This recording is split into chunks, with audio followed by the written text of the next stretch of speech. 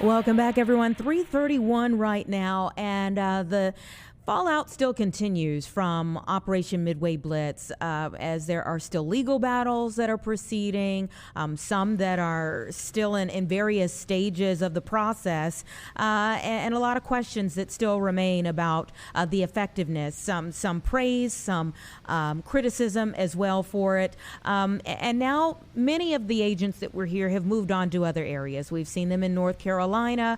We have seen them now in Minneapolis. And we want to talk about Operation Swamp Sweep right now with Sarah Alegre.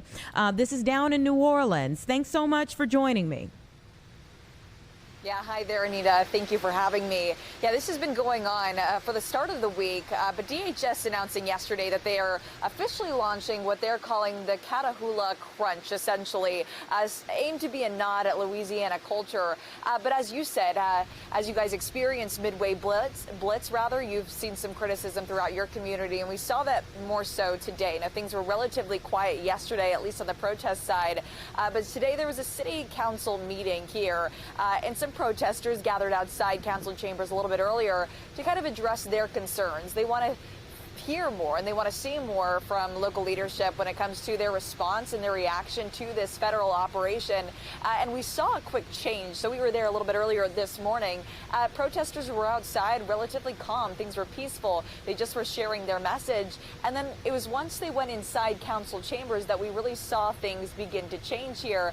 They were speaking at the podium, but their time was cut off essentially because they weren't matching the agenda item up for discussion with council. So council leaders, they turned their mics off, and that's when we started to see more of a reaction. These protesters, they started yelling, shame, shame on you. They started calling council members cowards, and then pretty soon we saw the New Orleans City Council essentially leave and walk out. Security tried to escort people outside the building. Many protesters chose to stay, and it ended with one person being carried out of council chambers earlier this morning. So we're starting to see more of that reaction between local leadership and the community members here who want Customs and Border Protection out. They want Border Patrol out, ICE agents, National Guard, and they are trying to get their message across to leadership here. Yeah, has the Trump administration talked about like specific targets for that area? And I mention that because, of course, for like Minneapolis, they've specifically talked about the Somali immigrants who are in that area. Have they been that specific for New Orleans? Well, their focus with this mission is more so targeting New Orleans and its sanctuary city policies, going after the criminals who were released from jail, now out on Louisiana streets. They want to send them back to their home country. That's what they're going after. They're in and outside of the New Orleans area. And then there's a particular neighborhood outside of the city. It's near the airport here called Kenner. We know a lot of action is being held in that direction, too. My colleague Mike Tobin went on a ride along. He embedded with Border Patrol just yesterday. They didn't make a lot of arrests during that time, essentially because we're hearing a lot of people are taking the advice and looking at the lessons learned from places like Chicago, Charlotte as well. People have been laying low. As of yesterday, we did hear that a little over 20 arrests have been made. We can expect that number to have grown as we head toward the end of the week. But we're seeing more of the slow progression and hoping to get a better update from federal agents either later this evening or sometime tomorrow. Yeah, and all of this, of course, is new for those of us who have been through it in our areas. It had a heavy economic impact, too, in areas that, like you said, if people are laying low, they're not shopping in boutiques. They're not going as much to the grocery store. They're not eating in restaurants as much. Are you seeing or speaking with some business owners who are talking about that aspect? Anita, yes, I have. I spoke to some yesterday, and what we're seeing across a lot of these businesses is that sign that says no ICE access in this business, no ICE allowed, rather, in this business, in this office, etc. So that's what we're seeing really across the area. We know some restaurants, one Mexican restaurant in the New Orleans area, have closed their doors, at least temporarily, while this is unfolding. I talked to local business leaders in the community, too, and like you said, they are worried about the economic impact because a lot of these employees aren't showing up to work, and it's hurting business owners. Mm-hmm. And you spoke of the sanctuary status.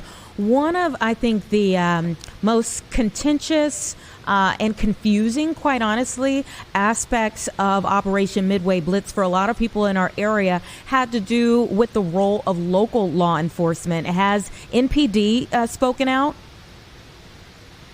You know, I think the difference between here and Chicago is the local law enforcement cooperation.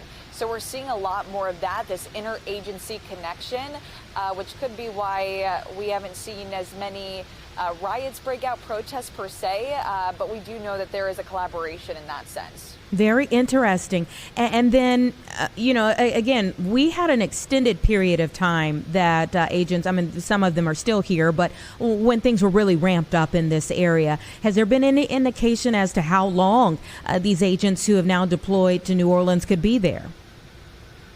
Yeah, Gregory Bonvino, he is leading the charge here in New Orleans, and we asked him yesterday, when will this thing wrap up?